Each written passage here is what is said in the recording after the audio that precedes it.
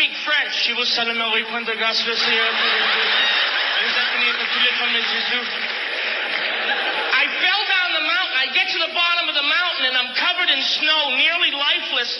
Little kid walks up to me and goes, Frosty's dead! Frosty's dead! And he was crying. I didn't want him to cry, so I had to get up, you know. There must have been some magic in that old silk hat they found.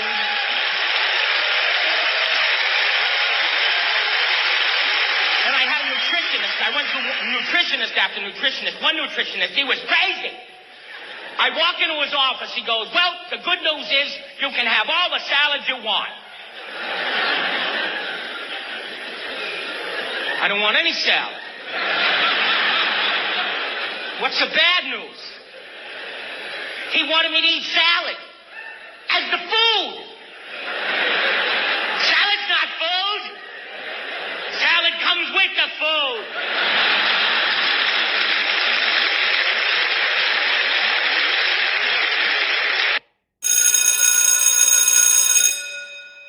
Good morning. It's Tuesday, Ayn Rand Tuesday, November the 14th, and this is The True Conservative. Welcome to all the butchers, bakers, and candlestick makers out there. I'm Ron, your host, and the only true conservative in the United States today. So today, after the Serenity Prayer and the patriotic song of the day, we will have F-16 Aggressor and the latest chapter from Ayn Rand's book, Philosophy, Who Needs It? All that and more when I get back.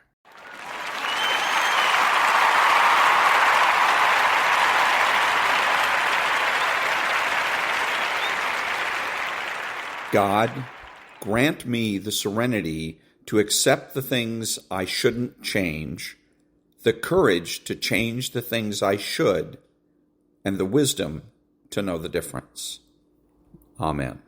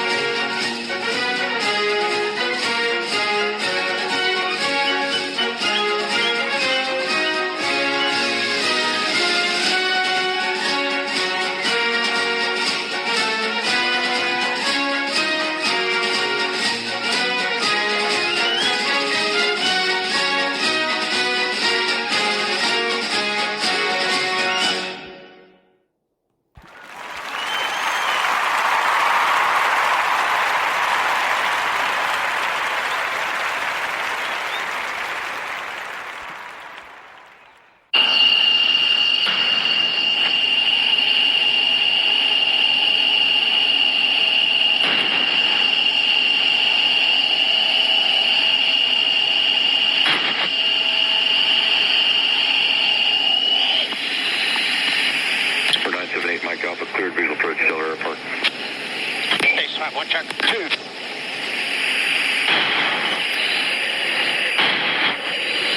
Okay, all pressure increase is good. Nozzles opening. Acceleration looks good. 3240 Kilo, climb maintain 6,000. Engine looks good. Station 8, Mike Alpha, report cancellation of IFR on this frequency.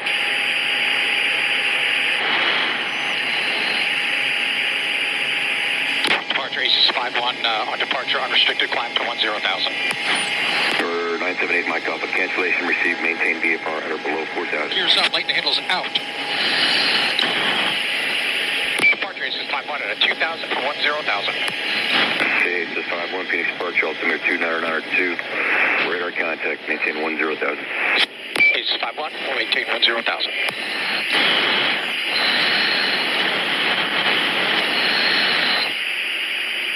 978 Mike Alpha, I just want to make sure you have Stellar Airport inside. It's now at your 2 o'clock and about 7 miles. You're due eastbound now. Break Mike Alpha rudder. Maintain VFR. So we talked in the brief about the big picture overview of what's going on. What is our role? Okay, so our role today, we are Red Air, the adversaries, off doing offensive counter air. So Blue is assuming a defensive posture, and we are trying to bomb a target in their territory. So we've got offensive counter air fighters. They're going to try and shoot down all the Blue Air fighters so that our bombers can get through and hit that target. It's going to be a tough fight for everybody. We're going to be shooting each other. We're going to be running out of missiles. The missiles will be defeated. Simple timeout, and we'll see what our tactic does. Blue Air's job is to be able to adapt in relation to whatever the bandits do so that they can kill them all and protect their target. Our job is to exploit any mistakes they make. So we need to be good enough to identify mistakes and then exploit them by taking shots. The objective is not to slaughter Blue Air. The objective is really to, once again, identify mistakes so that they don't forget them. And they don't forget them by, you punish those mistakes in a professional manner. You punish it by, if they get shot and they have to kill or move, they go to the penalty box and they miss out on the fight. And that's disappointment. It's a little embarrassing, and that's okay, because when you have that emotion, they won't forget it and they won't let it happen again. Yeah, makes sense. I think of how Red Flag was started. A lot of people were getting shot down in Vietnam. They started these large force exercises to be able to prepare pilots, get them their first 10 combat sorties in a training environment. Absolutely. That's a brilliant piece of data. You see, if you experience your first few missions in combat, I think it's 5 or 10, you were saying, you have a 90% a chance of survival in future combat. So how can we get those 5 to 10 missions before going into actual combat? How do you drive the emotion, intensity, and task saturation of combat without actually going into combat? And you hit the nail on the head. That's Red Flag. That's what Red Flag's all about. So we're flying an F-16, but today we're replicating a different aircraft. Can you talk about that? Sure. So today our F-16 is equipped to replicate just about any enemy aircraft out there. Today we're going to be Su-30s. But I can hit a button on the advanced Aggressor fighter and replicate pretty much anything I want to out there. Russian, Chinese, any adversary threat. What's that like? Because I grew up probably like you. Replicating Red Air was pretty rudimentary. It was pretty difficult. So what's it like to be able to manipulate the avionics to be able to be a different aircraft? Yeah, you're absolutely right. It was really painful because you had to do math while you're flying, 0.9. Aces 1, Baron. Stand. Yeah, go ahead, Barrett. At 36,000 rump with 4 backs. 4 limited maneuver in clear clouds. Copy. We'll be, Stand by, dude.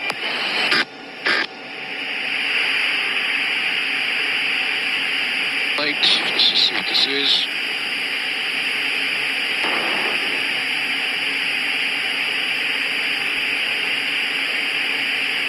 All right, we're good. Copy that, Billy Bob. Will you use a 25,000-foot floor for the clouds. Just avoid the clouds. And we're doing some talking up here, so I'll get back to you in a bit.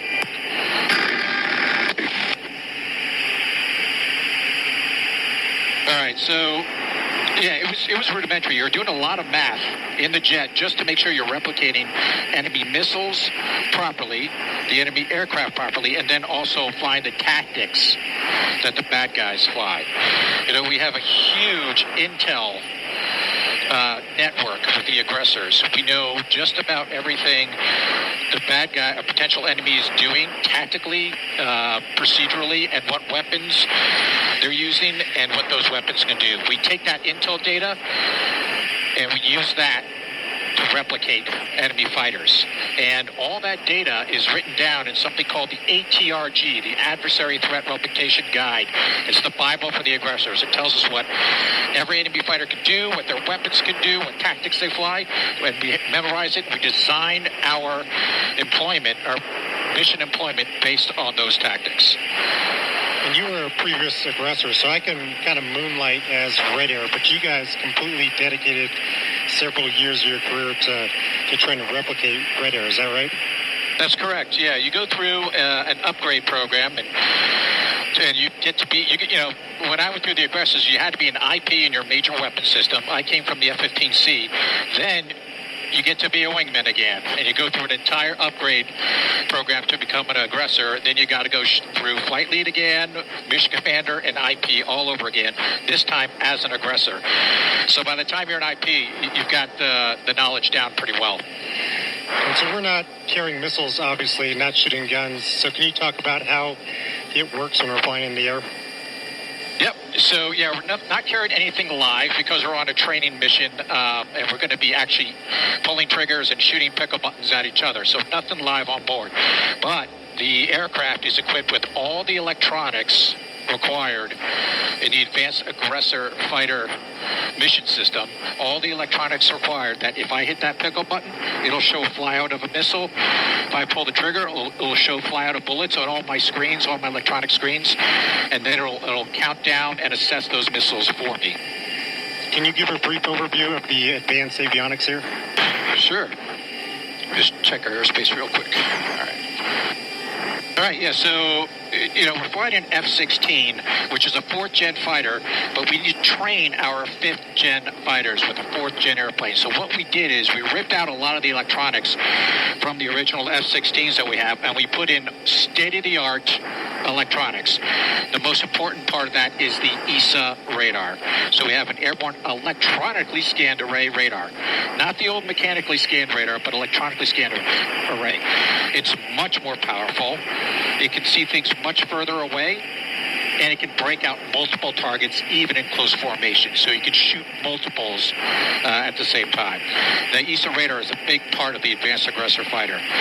We also have the Scorpion helmet-mounted sight, which we use for high off-bore sight type weapons. So what that means is if I'm in a fight, old school, you had to get behind somebody because your missiles shot forward. So you had to get behind them, or you had to point at them, I should say.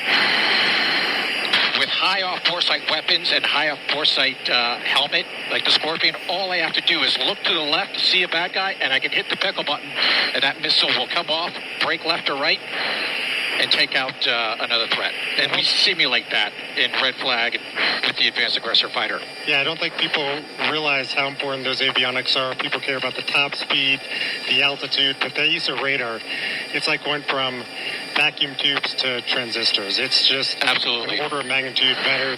Same thing with these augmented reality helmets. You're far more lethal. You have a lot more situational awareness. So I think that's a big emphasis for people out there to realize how much avionics matter in terms of your lethality. Absolutely. Yeah, once again, it's a total game changer, having upgraded state-of-the-art avionics. Ace is 5-1, ready north.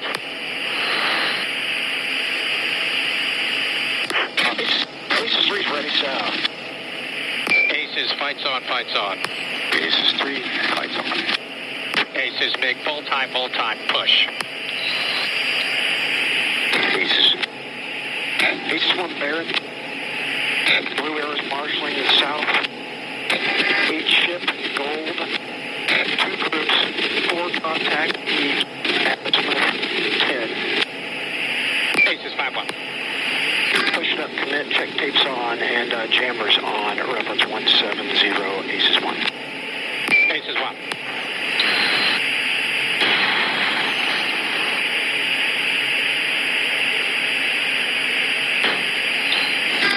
Aces 1, the leading edge is turning hot. Target 19032. 31,000. Track north. Aces 1. Aces 1 and 2, execute.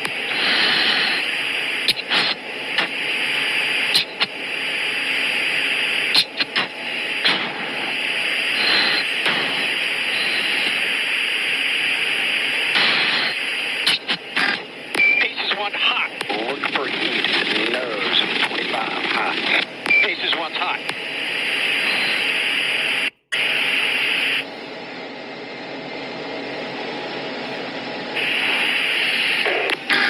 Conan 2, Fox 3, Bullseye 180, 24,000. Aces 1, Fox 1. Copy shot.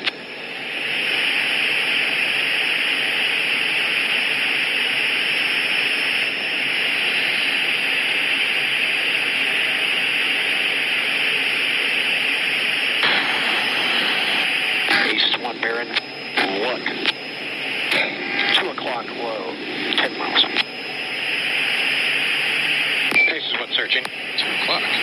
Conan 2, timeout western east group. Conan 2, PK miss. Conan 2. Copy miss. Second Fox 3. Western east group. Copy shot. Aces 1. Baron. Look. It's 3 o'clock, slightly high, 5 miles. Aces locked there, tally 1. Rocket a turn. Aces Fox 2. Aces Singleton there. Aces 5-1, knock it off, knock it off. Aces 3, knock it off. And we can return to your cell cap. So what just happened there, that was a long-range fight. That was the initial wall that we were facing. And we traded a lot of shots. There was a PK miss that you might have heard. So PK miss is, PK stands for probability of kill. Just because you shoot a missile at somebody doesn't mean the missile's always going to work. So in today's extremely contested environment, air combat environment, lots of electronic attack, electronic warfare, missiles can get confused and sometimes they'll miss. And there's a non-trivial percentage rate of miss. And we figured that out. We have that data, so we train to it. And that's the point. So every now and then a missile's not going to hit. I'll also add that, when you're Blue Air and you do all that work to find a bad guy or a girl and shoot them, your missile doesn't fuse. That is a crappy feeling. When you shoot a missile and it doesn't work and the bandit is still alive, that is a real crappy feeling. But that's reality in air combat. Yeah, these aren't golden gun rules, so I think it's good to be able to train to that, because flying fighters, you're going against an adversary that's thinking, they're trying to disrupt your kill chain. We're trying to do the same thing, so it's a cat and mouse game. It gets pretty complicated and pretty messy. Yeah, absolutely. So the other part of that fight is, we ended up getting to a merge. Ideally, you want to kill everyone far away, beyond visual range. But, with all the maneuvering and missiles and their behavior, sometimes you go to the merge, and now you're in what laymen call the dogfight. The motor, can you talk about the mentality of Red Air? Because as fighter pilots, we always want to win. But can you talk about how, as Red Air, sometimes you're winning by losing? Yeah, so that's a great question. And some people, when they do Red Air, and they're not professional aggressors, they do struggle with that. The mentality is to win. It's to be bold. It's to want to be the best you could ever be and get better every time. So how do you go out there and accept the fact that if Blue Air does their job, they execute well, you're going to lose the fight? It's really just a maturity thing. You know what's best. You know, we were all Blue Air once. We're all going to be Blue Air again. With that thought process, that mentality, you know what you have to do. Make the CAF, the Combat Air Forces, better, the best they can be, and then everybody gets better. Because, as I said, we're all going to be back in the Blue Air cockpit someday, and we want those aggressors to be mature, fight a good fight, punish mistakes, and be professional. Yeah, you don't want your call sign to be rash, Raider superhero. Oh, God, no. All right. Ready north. Ready south. All right, we're 35 miles away. Fights on, fights on. Base 3, fights on. Ace is 5-1 clean. Oop, there he is. Ace is target. Bra. 21028. 34,000 leading on you. Ace is 5-1.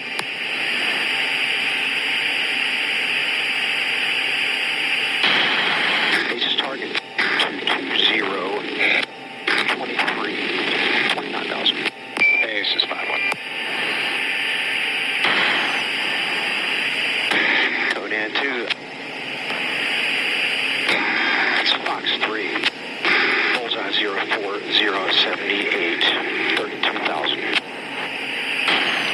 Ace is 5-1. Fox 1.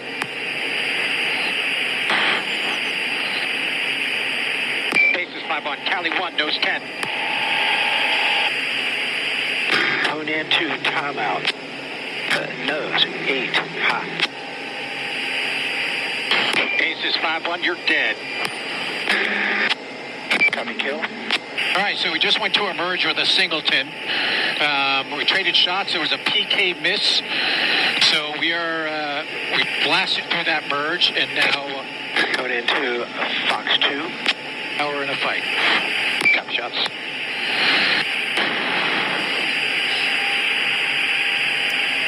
And Conan 2, second Fox 2, bullseye 13035, right hand turn 31,000. Ace is 5-1. Engaged 1. So singleton there is 1. Ace is 5-1. Anchored. Bullseye 170. 23. 31,000.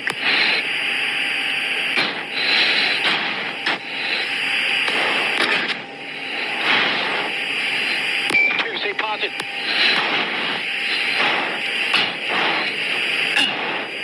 1, 2, you're 6 o'clock, 1 mile. 2 bandits on you. Ace is 5-2. Press. Ace 5 2 engaged. Ace 5 2 defensive. Ace is 5-1. Fox 2. Fox 2. Copy shot. Ace is 5-1. Splash 1. Left hand turn. Conan 2, copy kill. Ace is knock it off. Ace is 1. Knock it off. Ace 2, knock it off. And 2, you are clear to rejoin fighting wing on me, please. 2.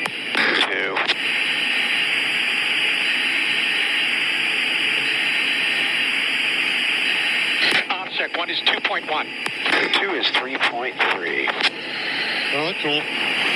See, that's what every fight should be like, dude. Ah, there I am. All right, no more navigation problems.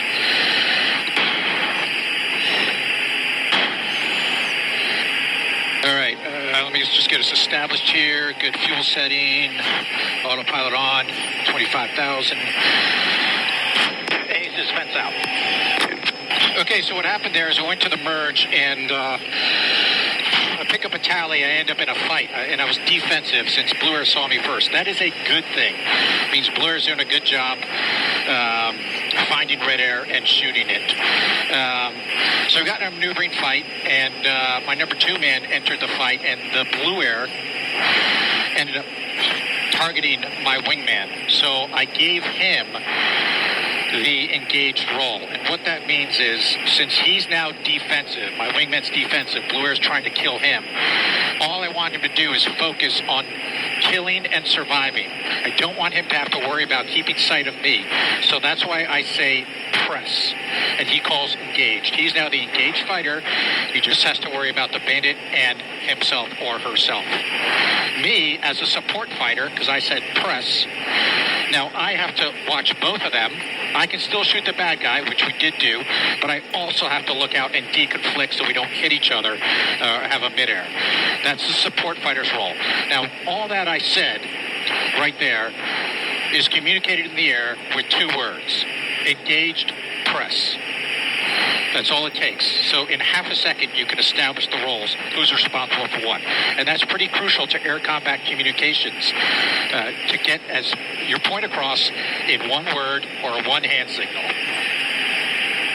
Yeah, I think it's important to highlight how much more difficult it is to fight 2v1 as part of a team where you're interacting and both supporting each other and not just being what we'd call a high-speed cheerleader.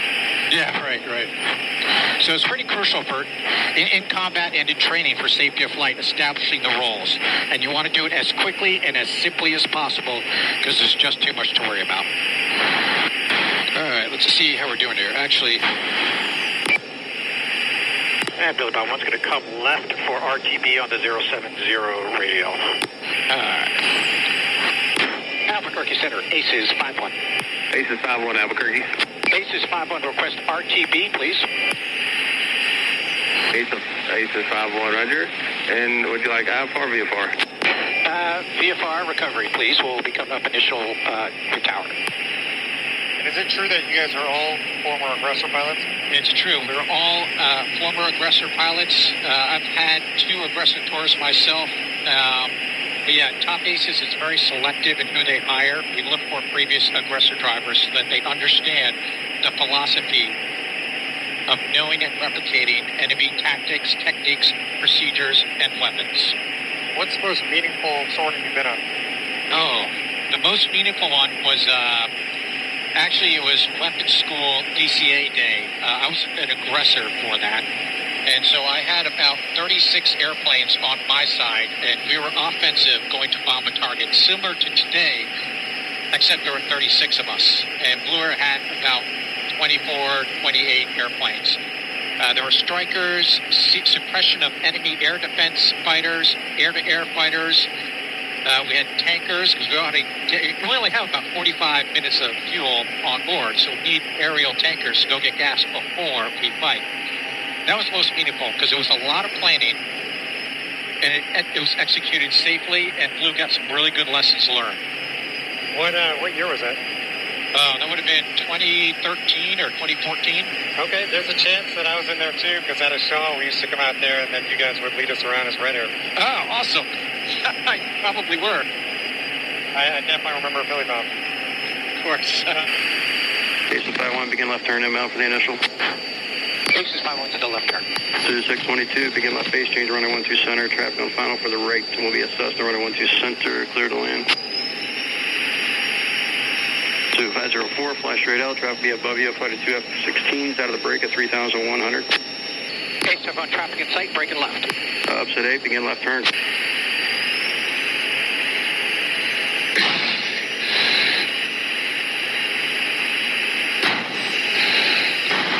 2621, gave it tower, remain on set again with D for pattern saturation. I'll call you back, you're number 2. Only 14 Alpha Tango tower calls next turn. Citation 43 Mike Sierra, squawk VFR, begin right crossing, make right traffic, runway 12 right.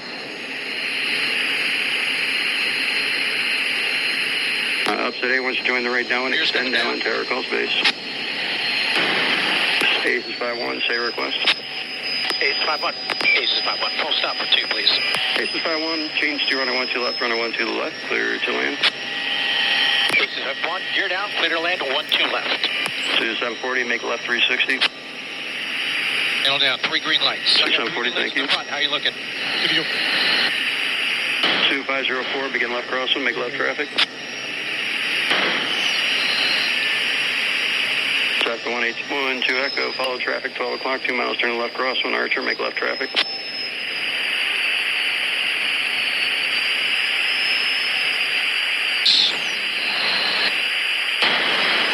Two 622, turn right to X-Way Kilo, hold to runway 12 right, remain this frequency. Ace 2 gear. Ace is 5-2, gear, roger. 2622, hold chart, running 1 direct. Cessna 345, Charlie Sierra, turn right to X-Wing Hotel, contact ground. 2740, extend right downwind, tower call space. Oh, the poor tower controller, man. Citation 43, Mike Sierra, extend right downwind, tower call space leg. 714 off Tango, turn left, join right downwind, midfield.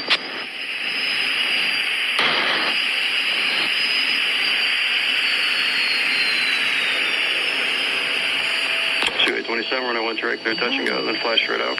Bingo. Double. Upset 8, descent approved, right base approved. Number 2, you'll follow Archer 1 mile final, running 1 2 right, clear to land, upset 8.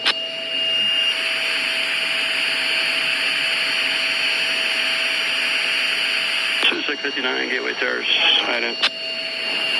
My seat is safe. How is yours? 659, make right traffic, running 1 2 right. Radar off. Citation 43, Mike Sierra, extend right down, tower call space.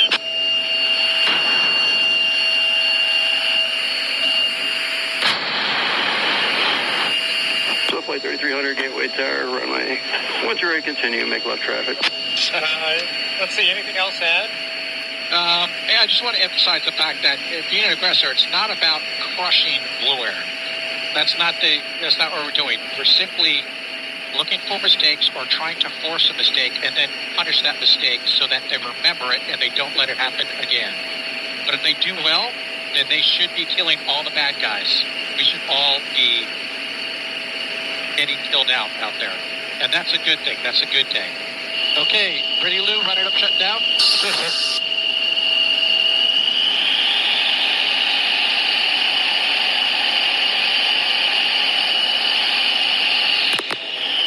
Hey, canopy's coming up. Is the canopy clear? Clear.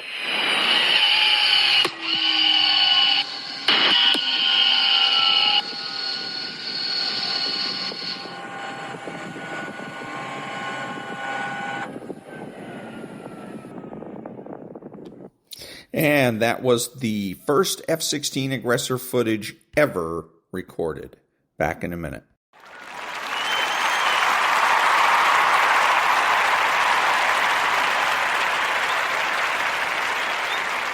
Thank you. And now, another segment of Ayn Rand's book, Philosophy, Who Needs It? 14. The Establishing of an Establishment, 1972. Staleness is the dominant characteristic of today's culture, and at first glance it may appear to be a puzzling phenomenon. There is an air of impoverished drabness, of tired routine, of stagnant monotony in all our cultural activities, from stage and screen, to literature and the arts, to the allegedly intellectual publications and discussions. There is nothing to see or to hear. Everything produces the effect of déjà vu or déjà entendu. How long since you have read anything startling, different, fresh, unexpected? Intellectually, people are wearing paste jewelry copied from paste jewelry by artisans who have never seen the original gems. Originality is a forgotten experience. The latest fads are withering at birth. The substitutes for daring and vitality, such as the screeching hippies, are mere camouflage, like too much makeup on the lined face of an aging slut.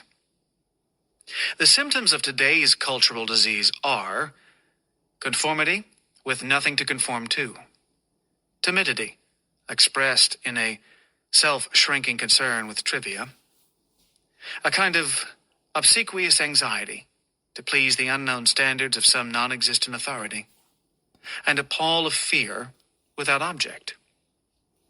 Psychologically, this is the cultural atmosphere of a society living under censorship. But there is no censorship in the United States. I have said that the fundamental cause of a culture's disintegration is the collapse of philosophy, which leaves men without intellectual guidance. But this is the fundamental cause. Its consequences are not always direct or obvious, and its workings may raise many questions. By what intermediary process does this cause affect men's lives? Does it work only by psychological means from within, or is it assisted from without by practical existential measures? When philosophy collapses, why are there no thinkers to step into the vacuum and rebuild a system of thought on a new foundation? Since there is no physiological unanimity, why did the collapse of falsehoods paralyze the men who had never believed them? Why do the falsehoods linger on, unchallenged, like a cloud of dust over the rubble? Philosophy affects education, and a false philosophy can cripple men's minds in childhood, but it cannot cripple them all, nor does it cripple most men irreparably. So what becomes of those who manage to survive? Why are they not heard from? What, except physical force, can silence active minds? The answer to this last question is nothing. Only the use of physical force can protect falsehoods from challenge and perpetuate them. Only the intrusion of force into the realm of the intellect, i.e., only the action of government, can silence an entire nation. But then how does the cultural wreckage maintain its power over the United States? There is no governmental repression or suppression of ideas in this country. As a mixed economy, we are chained by an enormous tangle of government controls. But, it is argued, they affect our incomes, not our minds. Such a distinction is not tenable. A chained aspect of a man's or a nation's activity will gradually and necessarily affect the rest. But it is true that the government, so far, has made no overt move to repress or control the intellectual life of this country. Anyone is still free to say, write, and publish anything he pleases. Yet men keep silent, while their culture is perishing from an entrenched, institutionalized epidemic of mediocrity. It is not possible that mankind's intellectual stature has shrunk to this extent, and it is not possible that all talent has vanished suddenly from this country and this earth. If you find it puzzling, the premise to check is the idea that governmental repression is the only way a government can destroy the intellectual life of a country. It is not. There is another way. Governmental encouragement. Governmental encouragement does not order men to believe that the false is true. It merely makes them indifferent to the issue of truth or falsehood. Bearing this preface in mind, let us consider an example of the methods, processes, and results of that policy. In December 1971, Representative Cornelius E. Gallagher, Democrat, New Jersey, declared in the House that the National Institute of Mental Health has granted to Dr. B.F. Skinner the sum of $283,000 for the purpose of writing Beyond Freedom and Dignity. On further inquiry, he discovered that this merely represents the tip of the iceberg. Congressional Record, December 15, 1971. Human Events, January 15, 1972, summarized his findings as follows. When Gallagher sought information about the Skinner grant and the scope and amount of government spending in the behavioral research field, the General Accounting Office reported back that the task was virtually impossible. Agency officials stated that there were tens of thousands of behavioral research projects being financed by government agencies. A preliminary check turned up 70,000 grants and contracts at the Department of Health, Education, and Welfare, and 10,000 within the Manpower Administration of the Labor Department. Thousands of additional behavioral projects, costing millions of dollars, are also being financed by the Defense Department, National Aeronautics and Space Administration, and the Atomic Energy Commission, according to the General Accounting Office's survey. In his speech to the House, Representative Gallagher declared, "The Congress has authorized and appropriated every single dollar in these grants and contracts, yet, for the most part, we are unaware of how they are being spent." And further, the federal grant and contract system has inextricably intertwined colleges and universities, with monies authorized and appropriated by the Congress. I mean to imply no suggestion of a lessening of academic freedom in the nation, but I do suggest that the Congress should at the very least be fully informed and, if need be, have the tools and expertise at our own disposal to counter anti-democratic thoughts launched with federal funds. Congressional Record. Mr. Gallagher states that he believes in Dr. Skinner's right to advocate his ideas. But what I question is whether he should be subsidized by the federal government, especially since, in my judgment, he is advancing ideas which threaten the future of our system of government by denigrating the American traditions of individualism, human dignity, and self-reliance. If Mr. Gallagher were a consistent supporter of the American traditions he describes in the second half of his sentence, he would have stopped after its first half. But apparently he was not aware of the contradiction, because his solution was a proposal to create a select committee on privacy, human values, and democratic institutions, designed to deal specifically with the type of threats to our Constitution, our Congress, and our constituents, which are contained in the thoughts of B.F. Skinner.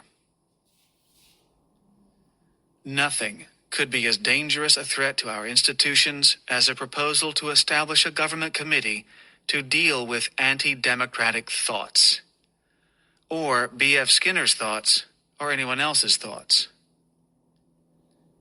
The liberal New Republic was quick to sense the danger and to protest. January 28, 1972. But not questioning the propriety of government grants, it merely expounded the other side of the same contradiction. It objected to the notion of the government determining which ideas are right or acceptable, and thus establishing a kind of intellectual orthodoxy.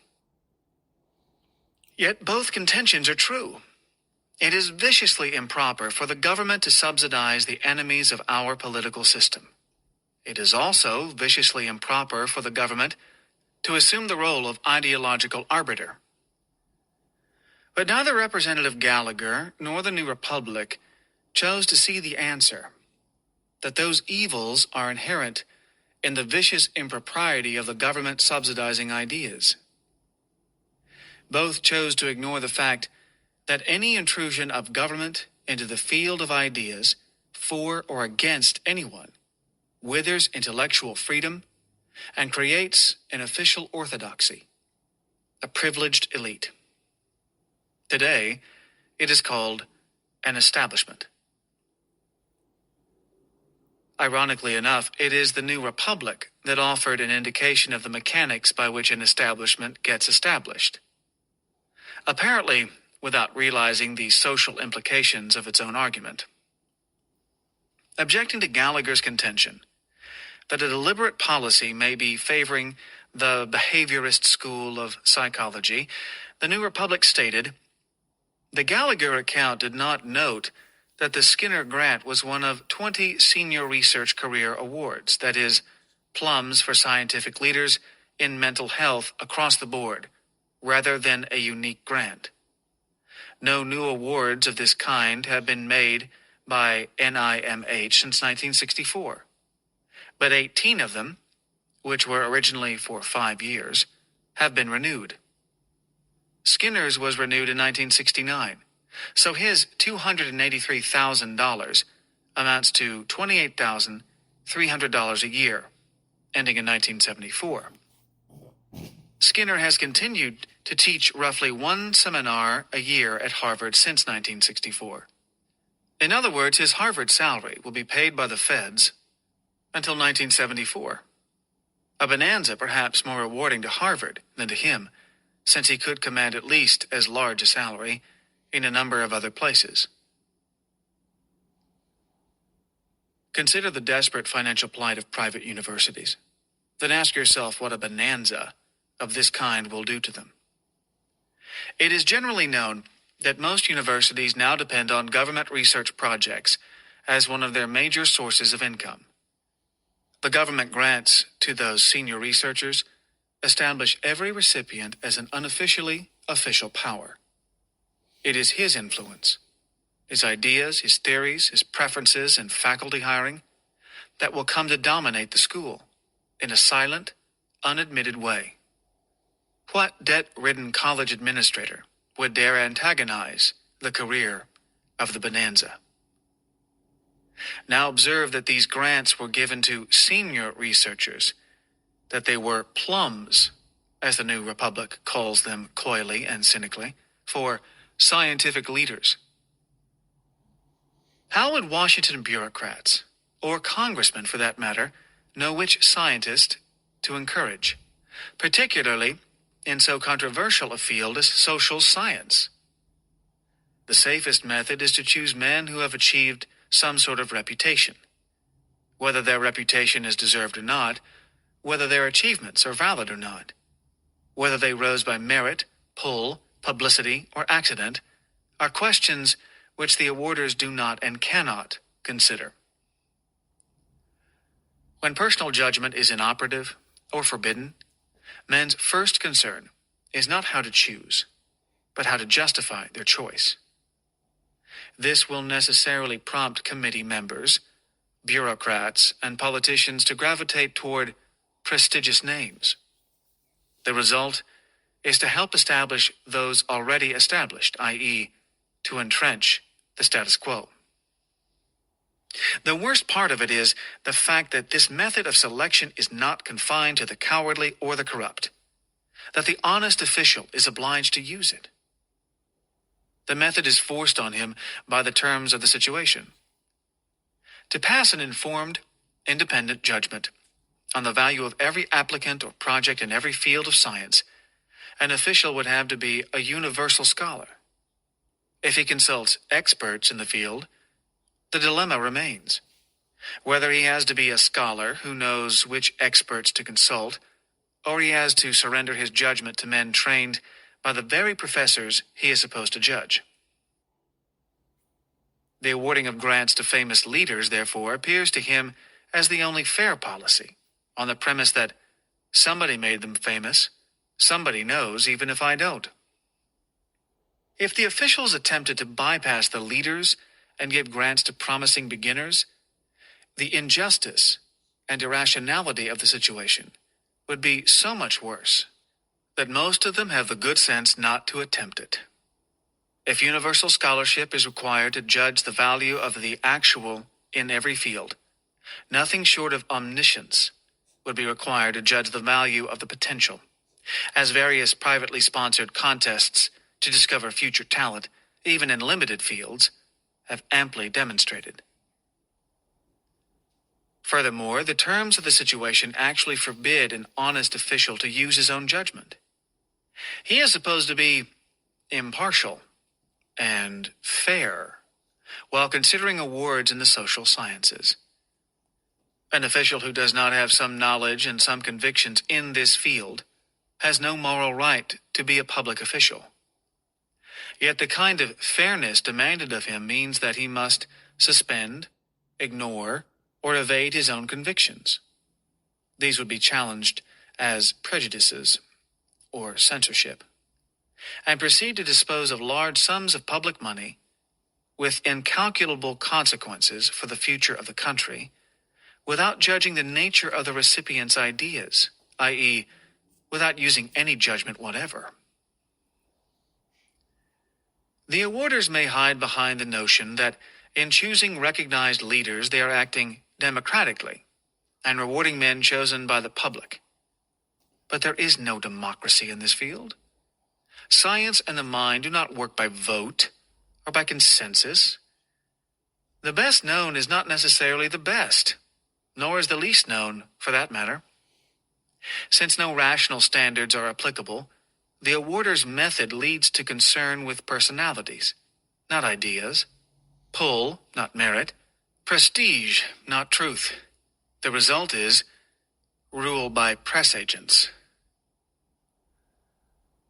The profiteers of government grants are usually among the loudest protesters against the tyranny of money. Science and the culture, they cry, must be liberated from the arbitrary private power of the rich. But there is this difference. The rich can neither buy an entire nation nor force one single individual. If a rich man chooses to support cultural activities, he can do so only on a very limited scale, and he bears the consequences of his actions. If he does not use his judgment, but merely indulges his irrational whims, he achieves the opposite of his intention. His projects and his protégés are ignored or despised in their professions, and no amount of money will buy him any influence over the culture. Like vanity publishing, his venture remains a private waste without any wider significance. The culture is protected from him by three invincible elements: choice, variety, competition. If he loses his money in foolish ventures, he hurts no one but himself. And above all, the money he spends is his own. It is not extorted by force from unwilling victims. The fundamental evil of government grants is the fact that men are forced to pay for the support of ideas diametrically opposed to their own. This is a profound violation of an individual's integrity and conscience. It is viciously wrong to take the money of rational men for the support of B.F. Skinner, or vice versa. The Constitution forbids a governmental establishment of religion, properly regarding it as a violation of individual rights. Since a man's beliefs are protected from the intrusion of force, the same principle should protect his reasoned convictions and forbid governmental establishments in the field of thought. Socially, the most destructive consequences of tyranny are spread by an indeterminate, unofficial class of rulers, the officials' favorites. In the histories of absolute monarchies, it was the king's favorites who perpetuated the worst iniquities. Even an absolute monarch was restrained, to some minimal extent, by the necessity to pretend to maintain some semblance of justice in order to protect his image from the people's indignation. But the recipients of his arbitrary, capricious favor held all the privileges of power without any of the restraints. It was among the scrambling, conniving, bootlicking, backstabbing climbers of the royal court that the worst exponents of power for power's sake were to be found. This holds true in any political system that leaves an opportunity open to them. In an absolute monarchy, in a totalitarian dictatorship, in a mixed economy. Today, what we see in this country's intellectual field is one of the worst manifestations of political power. Rule by favorites, by the unofficially privileged, by private groups with governmental power but without governmental responsibility. They are shifting, switching groups, often feuding among themselves, but united against outsiders. They are scrambling to catch momentary favors, their precise status unknown to their members, their rivals, or their particular patrons among the hundreds of congressmen and the thousands of bureaucrats, who are now bewildered and intimidated by these Frankensteinian creations. As in any other game devoid of objective rules, success and power in this one depend on barkers, press agents, and bluff. Private cliques have always existed in the intellectual field, particularly in the arts, but they used to serve as checks and balances on one another, so that a nonconformist could enter the field and rise without the help of a clique. Today, the cliques are consolidated into an establishment. The term establishment was not generally used or heard in this country until about a decade ago. The term originated in Great Britain, where it was applied to the upper-class families which traditionally preempted certain fields of activity. The British aristocracy is a politically created caste, an institution abolished and forbidden by the political system of the United States. The origin of an aristocracy is the king's power to confer on a chosen individual the privilege of receiving an unearned income from the involuntary servitude of the inhabitants of a given district. Now, the same policy is operated in the United States, only the privileges are granted not in perpetuity, but in a lump sum for a limited time. And the involuntary servitude is imposed not on a group of serfs in a specific territory, but on all the citizens of the country. This does not change the nature of the policy or its consequences. Observe the character of our intellectual establishment. It is about 100 years behind the times. It holds as dogma the basic premises fashionable at the turn of the century: the mysticism of Kant, the collectivism of Marx, the altruism of street corner evangelists. 2 world wars, 3 monstrous dictatorships in Soviet Russia, Nazi Germany, Red China, plus every lesser variant of devastating socialist experimentation in a global spread of brutality and despair, have not prompted modern intellectuals to question or revise their dogma. They still think that it is daring, idealistic, and unconventional to denounce the rich. They still believe that money is the root of all evil, except government money, which is the solution to all problems. The intellectual establishment is frozen on the level of those elderly leaders who were prominent when the system of governmental encouragement took hold. By controlling the schools, the leaders perpetuated their dogma and gradually silenced the opposition. Dissent still exists among the intellectuals, but it is a nitpicking dissent over trivia, which never challenges fundamental premises. This sort of dissent is permitted even in the Catholic Church, so long as it does not challenge the dogma, or in the self-criticism sessions of the Soviet institutions, so long as it does not challenge the tenets of communism. A disagreement that does not challenge fundamentals serves only to reinforce them. It is particularly in this respect that the collapse of philosophy and the growth of government power work together to entrench the establishment. Rule by unofficially privileged private groups spreads a special kind of fear, like a slow poison injected into the culture. It is not fear of a specific ruler, but the unknown power of anonymous cliques, which grows into a chronic fear of unknowable enemies. Most people do not hold any firm convictions on fundamental issues. Today, people are more confused and more uncertain than ever, yet the system demands of them a heroic kind of integrity, which they do not possess. They are destroyed by means of fundamental issues which they are unable to recognize in seemingly inconsequential concretes. Many men are capable of dying on the barricades for a big issue, but few, very few, are able to resist the gray suction of small, unheralded, day-by-day surrenders. Few want to start trouble, make enemies, risk their position and, perhaps, their livelihood over such issues as a colleague's objectionable abstract notions, which should be opposed, but are not, or the vaguely improper demands of a faculty clique, which should be resisted, but are not, or the independent attitude of a talented instructor who should be hired, but is not.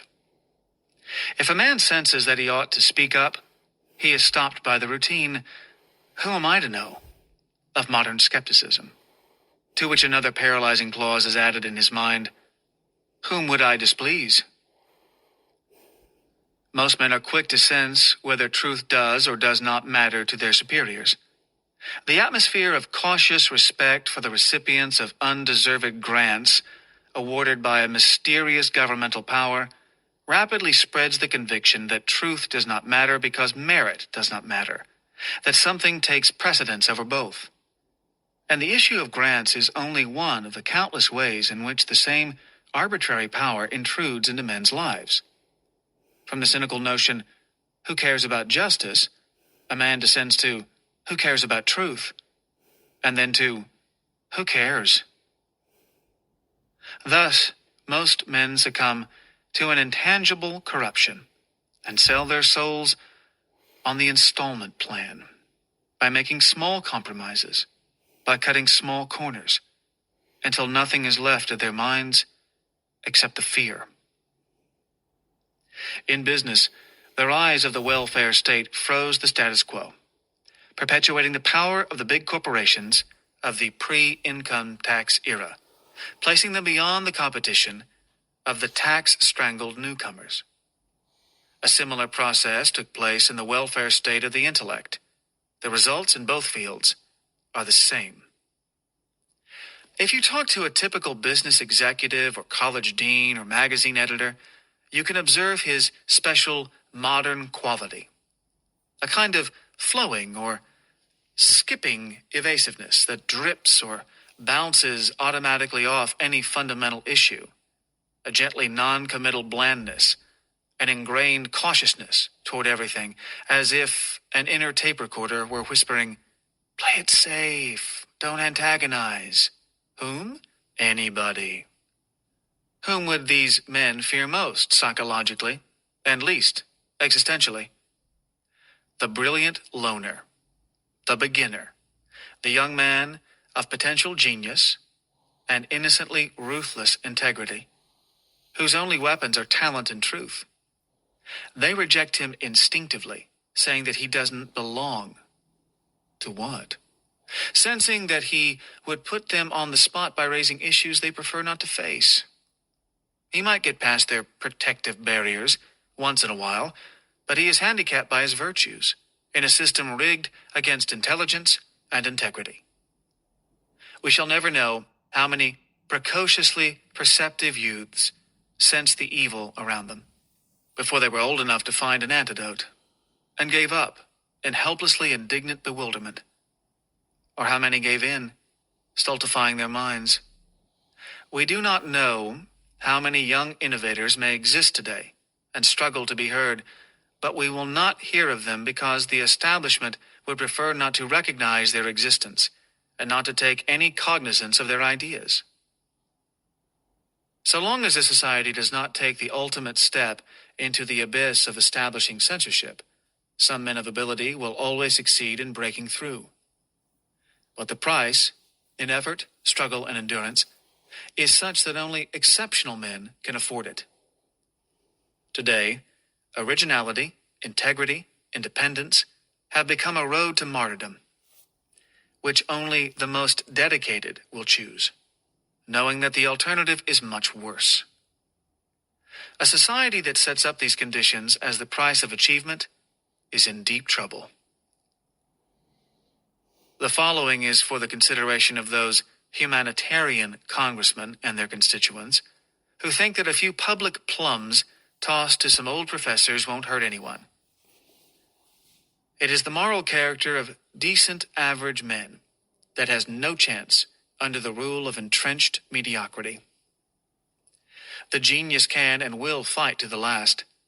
The average man cannot and does not. In Atlas Shrugged, I discussed the pyramid of ability in the realm of economics. There is another kind of social pyramid.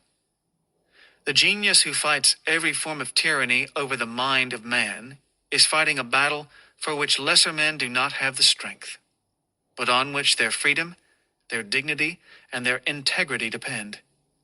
It is the pyramid of moral endurance. 15. Censorship. And that was chapter 14 of Ayn Rand's book, Philosophy, Who Needs It? Back in a minute.